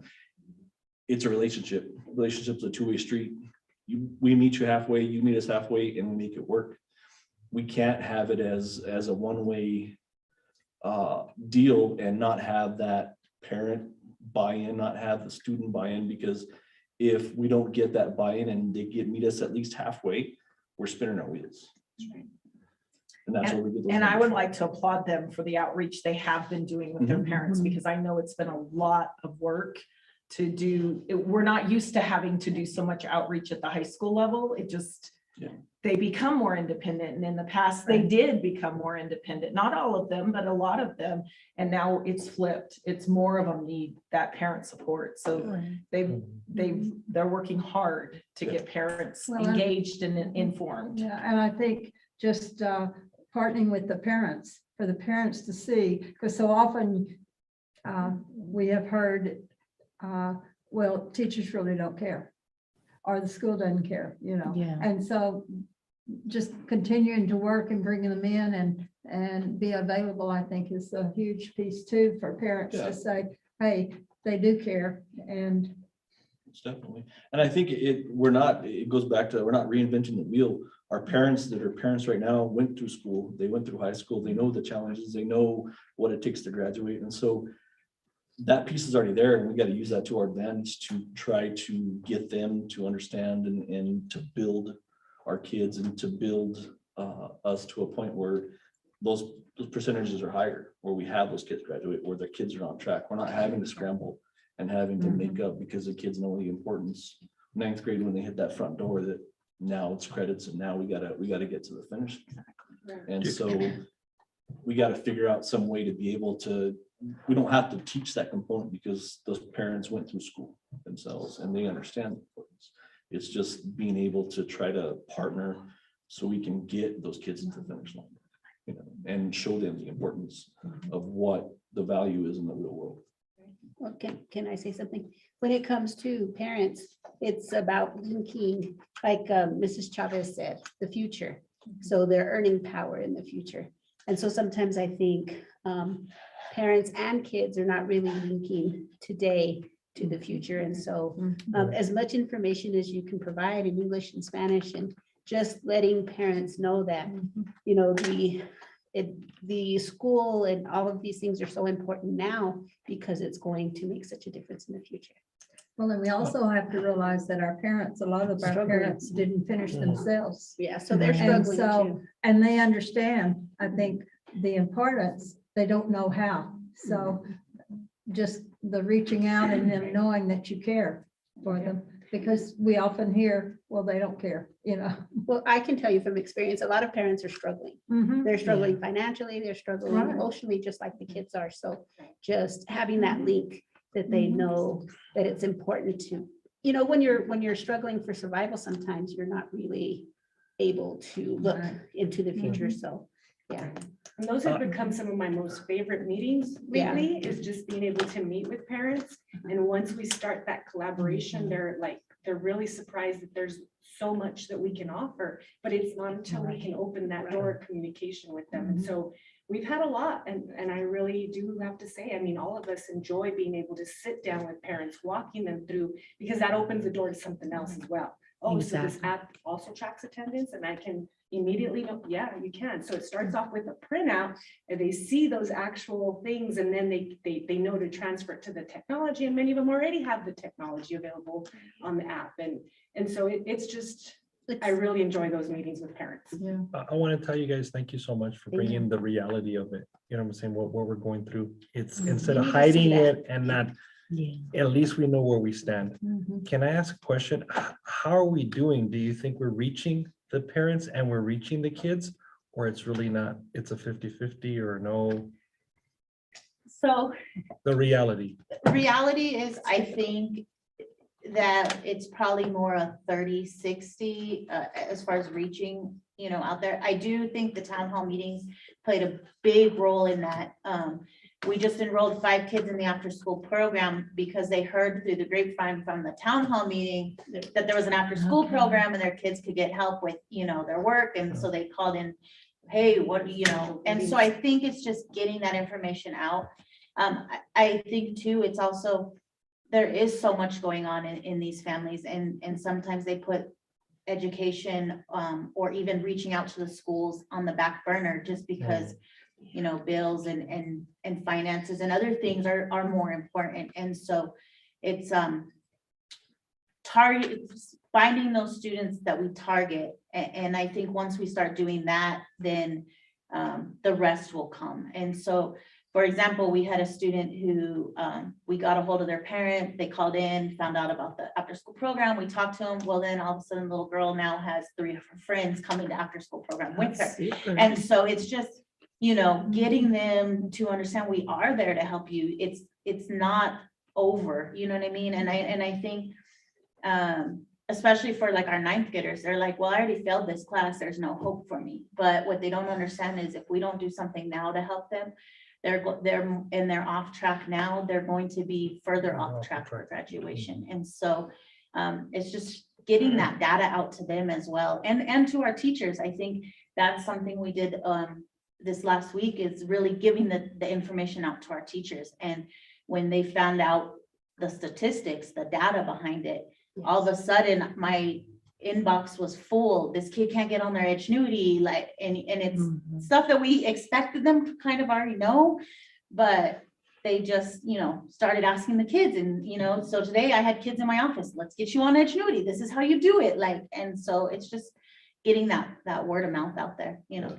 And going back to your question, going back to your question, to be fair, we haven't had much consistency even within the last 2 months. And so hopefully now we're hoping, right? And we can continue those town hall meetings, continue reaching out, continue working with our teachers. I think it's just us not giving up and just continuing on, moving forward with what we're doing. And I think there needs to be a shift in mentality. And once again, it's not a blanket, but the shift in mentality that knowing that the schools are open, if my kid is struggling as a parent, that door's open. I can walk in at any time and ask, hey, my kid's struggling. What do I do? And I guarantee you, because I was there, that there's nobody going to turn you away, and they're going to be like, come in, we'll figure out what we need to do. And so I think that as a community, we have to switch that mindset as well, that, oh, I got a paper from the schools, I guess I better go now. Instead of, I'm going to walk through that front door because I just asked my kid and he says he was failing math, or he hasn't gone because he doesn't understand it anymore. I'm not going to wait for the report card. I'm going to go myself and say, hey, what can we do for him? Because this is where we're at. Right. And so I think we have to shift that mindset somewhat, just to be able to understand that, man, you can go to the school at any given day and they'll help you. And if you need to come I back like tomorrow, that and you shouldn't come back the day after that, Right. it's there, it's Or open. even if you have concerns, or if parents have concerns, I think the town hall proved that there were some legit concerns that we were able to fix right away or be able to look into, and helping parents understand that it's okay to have this concern. Reach out to us. Our door is always open, and we'll rearrange our schedules, do whatever we have to listen to your concern and try our best to take care of it as soon as possible. So we're in this together, you know?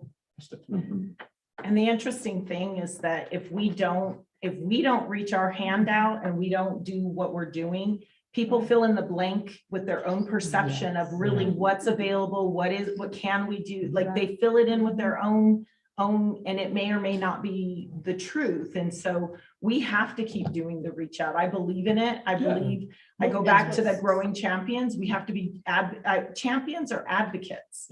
And that means our families need to be advocates. And we want to encourage them to be advocates for their children and champion and kids to champion their own education and their own future. So I'm just really appreciative of all the staff, and the high school was the one I said, hey, you guys had a lot of feedback. I think it'd be important to share with the community and the board what's going on. And we did have feedback at the other schools.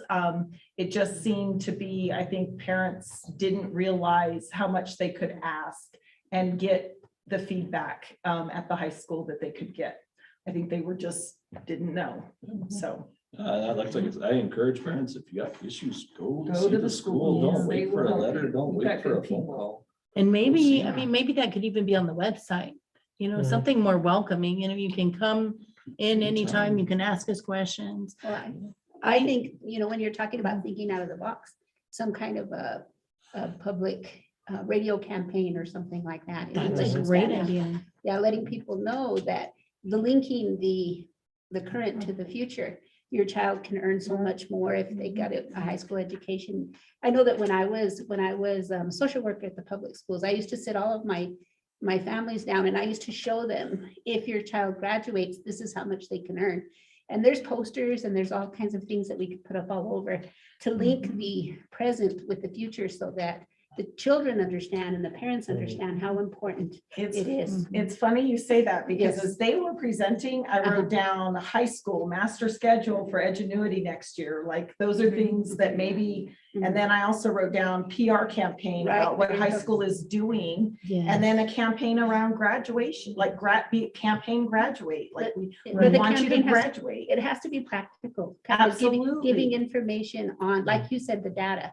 Because the data that you just gave us was kind of, it caught our attention. Yeah. And so that It's kind of data eye-opening. catches everybody's It attention. does. Exactly. And so when it comes to the earning potential that your child will have, if they get their high school diploma, when they have an associate's degree, when they have a bachelor's degree, when they have a master's degree, you should have seen the impact that it made with my kids, my homeless students that I used to work with and their families.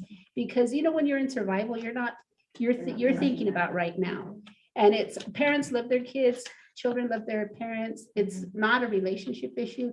It's a lot of times that they're just living in survival. So we just need to think out of the box. And I'm glad to be part of the board that we can, do that. The and other help. thing I remember, as when I was principal, is to be available when they come. Because parents, a lot of times, they've taken that step, which they were really kind of afraid to take. And then they come in and they're not welcomed, or someone doesn't see them, some way. And I know you can't always see them right then, but some way, everyone in the office and all, that it's just, we're so glad you came, and we promise you, she's not here right now, you will get a call, or you will, or whatever. And that's what I'm, one of the things I remember in the principal's position was just make sure you get back to them, because if not, then you've lost them. Then they're off when you call and something happens, or all, they're not going to be there with you. Because they said, well, when we need you, where were you? So. Yes. No, I wanted to ask you, so is there bus service if they stay the 4 to 6? So we do have busing for students who live in Columbus and Palomas. If they live in town, they have to have their own Okay, so not like north of transportation. town? No, not at this time. Okay, and do you have food? And here's why I So asked. yes. we Okay, do I have a provide- nephew who has after school Yes. elementary and they get food and Yes, so we it's do very provide exciting. the dinner for them. Yeah. Yes, we do provide the dinner. Okay, I thought that might be an incentive for some students. And my other idea with Ms. Chavez with the scheduling is the high school I went to, and it was in Texas a million years ago, but we had 0 hour where kids could choose to go early and have an extra class. And then the students who just wanted to go early so they could get off at like 2:30 to go work could do that. Or you could make the 4 to 6 an enrollable class, right? Where maybe you do have some control over them. So we do currently have 0 hour and. Oh, okay. And so we do, and that's where we enroll our kids for the Edgenuity courses that they do take. Okay. And so that is it's kind of open though. So it allows them to work on it at home, on the weekends, whenever, as Oh, well okay. as during the day when they have their off times or after school. Okay, so yeah. Thank you. Thank you so Thank much. you. We do Yes, appreciate we do appreciate Y'all are it. great. Thank you.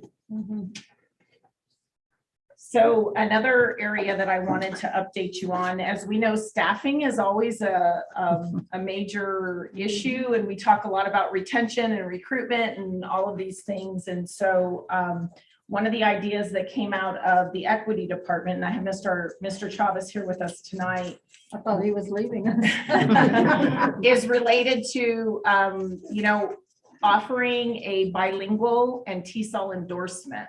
And prioritizing some of our ARP federal dollars to develop that. So when I pitched the idea, he was like, I would love to do that. And he and Ms. Chavez, Sandy Chavez, have just run and organized this. So I wanted him to come share, because I think it has the potential not only to build capacity in our staff, but it has the potential to attract. If you can come here, get an endorsement paid for, and then it will lead to a stipend on the other side when you have that endorsement and you use it. So I'll let Mr. Chavez just share some information. Thank you for being here. Thank you.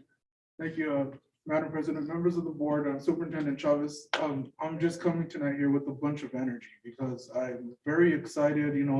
Being a director, compliance is key, and making sure that we have the right teachers with the right endorsements, covering the right programs, especially in the area of L, in the area of dual language programs and bilingual programs.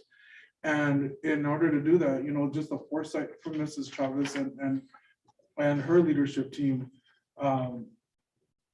opening up this new opportunity. Teachers still don't know, so now we're a few teachers have heard a little bit, but details hopefully by tomorrow, if not by Monday, an email will be going out to teachers saying, if you want a TESOL endorsement, or if you're interested in becoming TESOL certified, which teaching English as a second language endorsement, or a bilingual endorsement, Deming Public Schools is going to pay for it.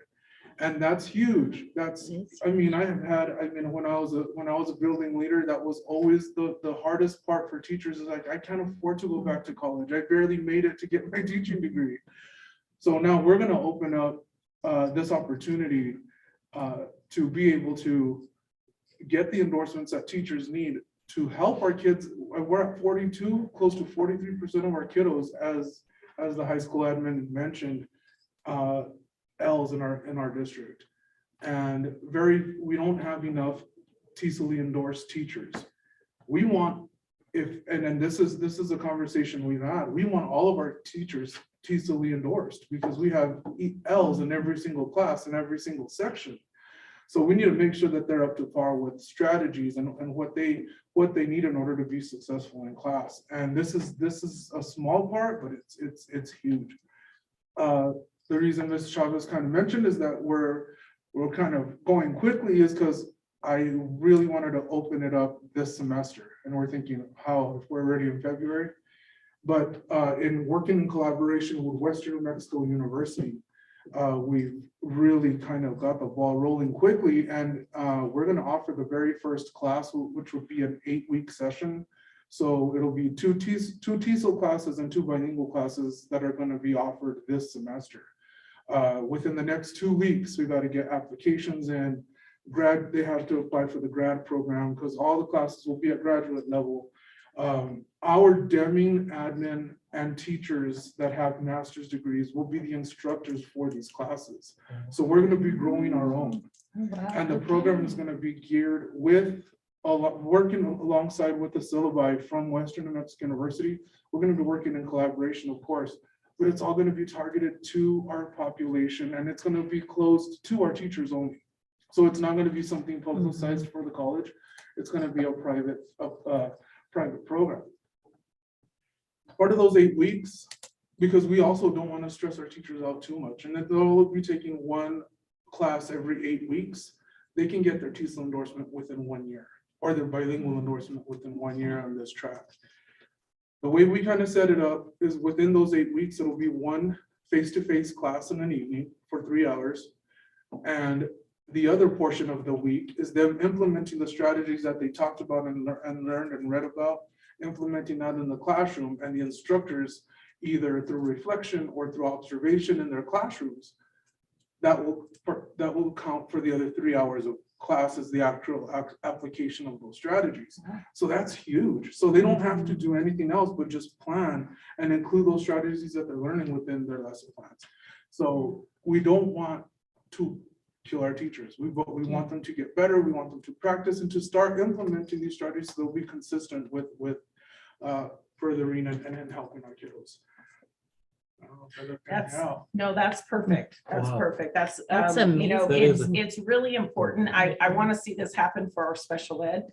I want to see this happen for our math, for our, we need to start growing some of our own and offering some opportunities for our teachers to develop. So I'm super excited and I'm so grateful to Armando and Andy and whoever you've tapped to help you with this, because one of the qualities of an effective organization is how agile you can be, and they have exemplified agility, and I really appreciate that. So it can be really hard to do in an organization this size, and they have just moved quickly. And Western's been very responsive. I had the opportunity to do a TESOL endorsement through Eastern years ago. And I think, did you participate in that program? I know Ms. Parnell did, Ms. Treviso, and it was powerful. And it was a really neat program. So I'm excited that this is ours, partnered with a local university. So thank you. And one of our future instructors, we're trying to. If they need me, but if you have other people, it's okay. I don't have to be the teacher. I love to teach. I know from the past when I was taking my master's courses here and our superintendent was the teacher. It did make a difference for me because then we're able to talk about our district and improve our district and know what, at a whole other level, and you get to know your leadership, and it was just a good connection for me. Well, the thing I like about it too is what they're doing is not only getting their hours in, but they're more than that, they're going back and putting something into place. It's not make up, and let's all pretend like you're the students. It's really the real deal. Going with the real deal and see what's working, what's not working, how to adjust. And I think it's just. And something that teachers want to hear is like, okay, I'm going to get this endorsement, but what does that really mean? And she did touch on, we paying our teachers finally. And I know that the past, Mr. Michael Chavez before me, that is something he worked on for years. And I kind of want to follow along with that legacy is bilingual teachers, dual language teachers, our TESOL teachers. There is a whole other level of responsibility when you're working with 2 languages.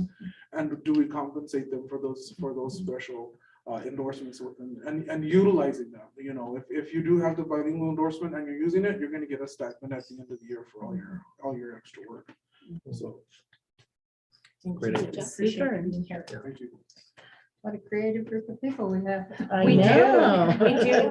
We have an amazing group of people. We're rocking and rolling. So the last thing I just wanted to update you all on, Madam President, members of the board, related to our facilities and the design services. that we're working on. We are going out to RFP on February 25th. We've talked about like some of the master planning that we're going to need to do. We have Smith Building that has some openings. We have the old Florida branch that's going to need some upgrades. There's some work across the district that needs to happen. And so we're going out for design services. So we'll keep you posted. They'll do a needs assessment. We'll start doing that. But facilities have a lot of projects going on right now. Not just those design services. We are in the middle of working through the new field house, the renovation of the old field house, the wrestling, I can't even think. Oh, the My Little School hasn't launched yet, but look at, they're anxiously waiting for the My Little School project. And there are quite a few construction projects. And I just want the public to know how many different areas the district is operating in and working to improve our systems and our processes, as well as our facilities and our infrastructure. So a lot going on. And last but not least, I realized I skipped over the health update. If you've been watching our numbers, like today was 2. So much better. But we have amazing staff again who just respond. As you know, the governor's health announced today that the health order related to mask mandates has been dropped. We have dropped them as well. We had said a long time ago we were going to follow the health orders, and we're going to continue to do that. And I don't know what that means. So with that, I guess, you know what? I did have one more note, if it's okay. I just want to give you guys some legislative updates. If anybody's watching, there is, we've been hearing the increases to salaries that are happening. The minimums are going to occur for as long as the governor signs, which we expect her to do. Had a meeting with the secretary this morning. Minimum salaries for teachers will be $50,000, $60,000, $70,000 for level 1, 2, and 3. And the hourly rate will be $15 an hour. There is a component in the bill that's going to be challenging to address, but we'll make it happen like we always do. They've talked publicly about a 7% average increase. The way that that's going to work is that we are going to be required to actually give 3% on the Q4 earnings of this fiscal year. So if I'm a teacher making $50,000 this year, you would divide that by 4, multiply that by 3%, and we have to give you a one-time amount based on that. It's a one-time check. They're saying you need to call it a, let me see if I can say that. I didn't write it down, or I can't find it quickly. But basically, it is an increase to your Q4 earnings. That now becomes their base come July 1, and we have to give a 4% on top of that. And so if they don't meet the minimum with that 4%, this is a teacher example, they don't meet the minimum, which would be 60, that 50,000 would now be 60. If that doesn't bring them to an average of 7%, we have to take them up to that 60. I said that right. So it's a little convoluted. It sounds a little convoluted, but that was the directive we were given this morning from the secretary, and we will have an award letter with guidance around how this is supposed to work out by Tuesday or so of next week. But that 3% applies to every staff member. I gave you an example of a teacher, but it's every staff member. We take their salary for the year, divide it by 4, multiply that by a percentage of 3%, and we have to pay that out in a one-time check by August 2022. It's interesting how they're applying it in 2021, but we have until August 2022 to pay it, which is just a couple of months, and then it becomes part of their base. So more to come around how that's going to be communicated in a way that's understandable to everybody, but we're excited to be able to offer that. So every staff member, no matter what, we'll get or not an average. So an average of 7% is required for all staff members. we have to look at that $15 an hour also, and we have to put those minimums in place. So for an hourly staff member with their 3%, if it doesn't equal 15, they're gonna get bumped up to the 15. Right, so actually on July 1st, we'll apply the 4%. So the 3% will happen. They'll have a new minimum Okay. that starts July 1, and then we'll bump them 4% more. And if it still doesn't meet the 15, they'll get bumped Okay. to the 15. So Okay. some people, so the average has to be 7%. Right. So some will be, it will just depend. Leslie. Right, Leslie's looking forward to those salary schedules. Yeah. No, she's not. She's actually already started. We've kind of had, and there's been word about how things were going to roll, and there's been some preliminary information and meetings. And so her and Mrs. Ruddle have been working on salary schedules kind of in these scenarios of what would that cost and all those things. So Leslie and Denise are gonna be the most popular for these coming out, right? Yeah. and I think Right.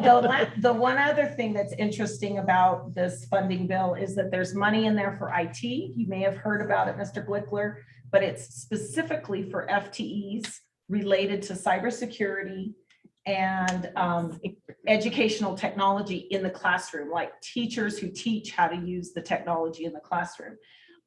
That's all I know. They haven't, I'm sure they'll come out with some type of a proposal application we have to do, but there is there's quite a bit of money actually related to that. So I thought that was interesting. And then of course, extended learning, K5+.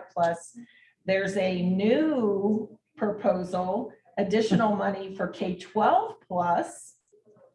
So, which is totally flexible. It may be something that we consider. That's something brand new. We don't know anything about it also, but it could be potentially an opportunity to offer more time for kids to do work. I don't know. I'm going to meet with the deputy secretary on Tuesday to get more guidance on what we're looking at.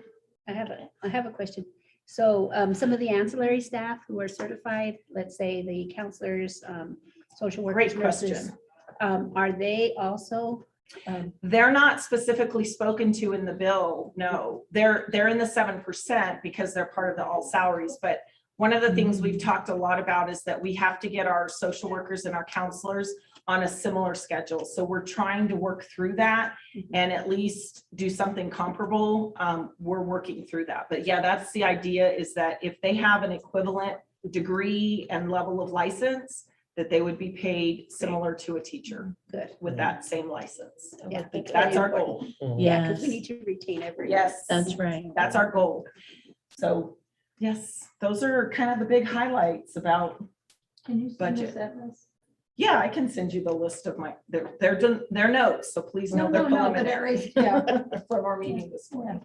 No, we won't go publicizing. So with that really is the last thing that I have that I wanted to publicly announce. So I think, Madam President, members of the board, we're ready to move into executive session if you all are ready. Okay. Do we want to do announcements? Oh, I forgot skip about the that. announcement. Sorry. Just that the regular board meeting will be March the 10th at 6 p.m. And if there's requests for agenda items, I know that I had in my notes that we were going to talk about the calendar tonight. Obviously, I didn't bring that up in time for it to be on this agenda. But I would like us to have, if we're going to have another meeting anyway between now and regular meeting, I would like us to have a meeting to address the calendar. I know that there are lots of parents and teachers that have been asking about it. So the session has really been holding us back from jumping into, because we may have to totally redo a calendar. And so we have our next calendar meeting on the 23rd. I'd like to propose we do a special work session just around the calendar. Our next board meeting is March the 10th. So I think it would be a good idea for us to try and pull a special session before that, just to do a work session and just Okay. talk through it, get your ideas. And then that would help us finalize some options for the calendars that could be looked at and then get feedback March 10th. We kind of generally know we could leave it out for a month to get additional feedback and then approve it in April, which I know is kind of late, but it's really hard to get your calendar set when you don't know legislatively what they're doing, and there's arguments about ELT, there's all this going back and forth with K5+.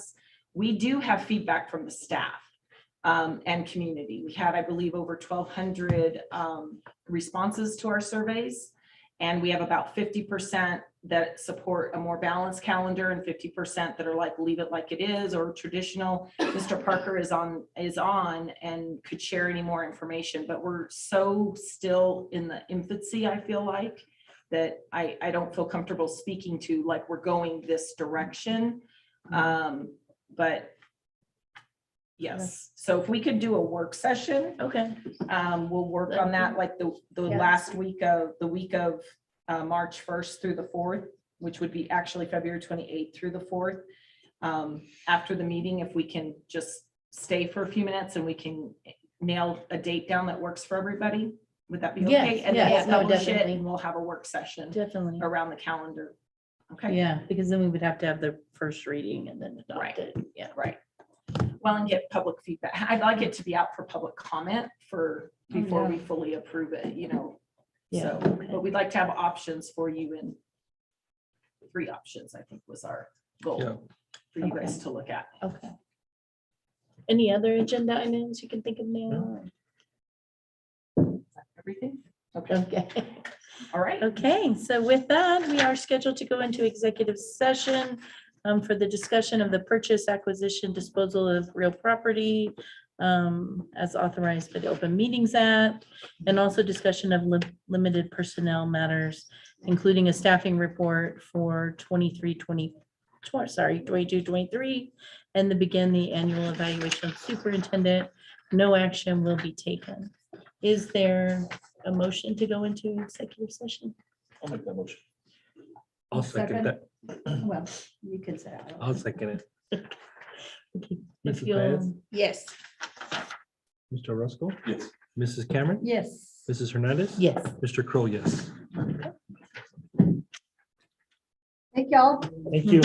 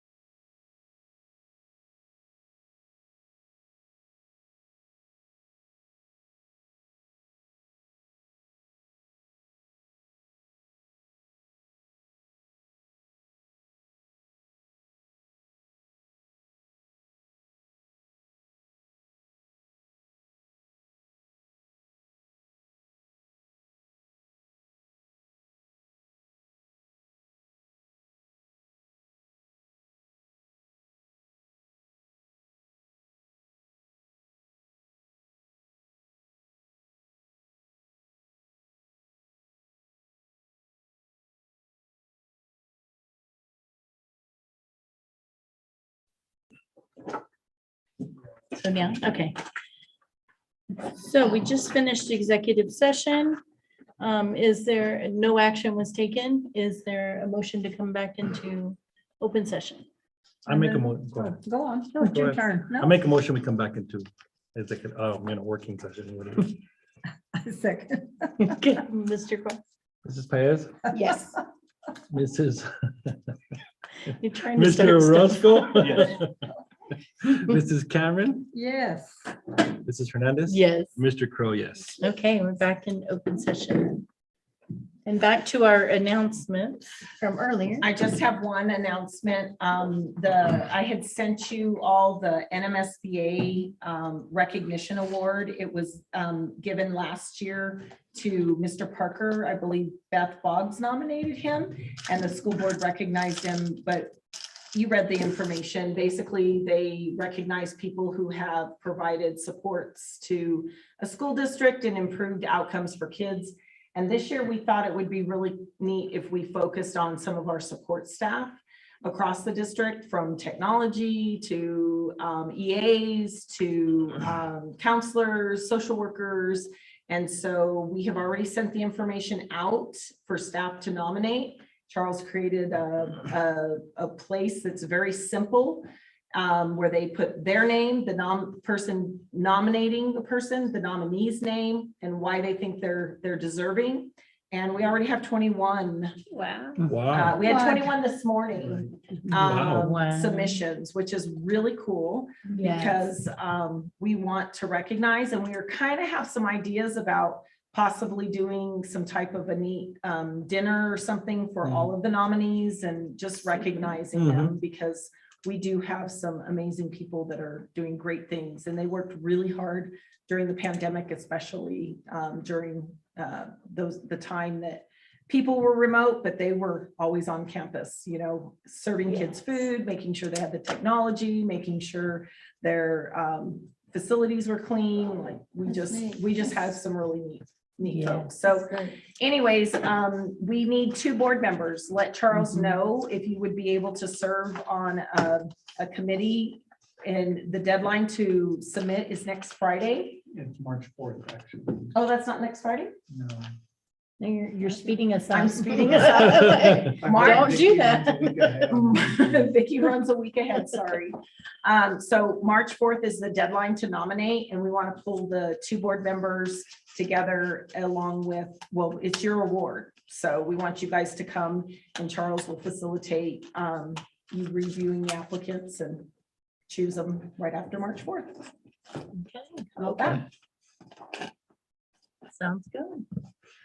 Okay, and so then our other announcement was that we have our regular board meeting March the 10th, and we were going to set a work session before that for the calendar committee. We will do that after we adjourn, and then we'll publish it. So- Okay, perfect. So that people can wrap up and head home. Okay, and so with that, then I think we're completed our agenda, correct? Yes. Okay.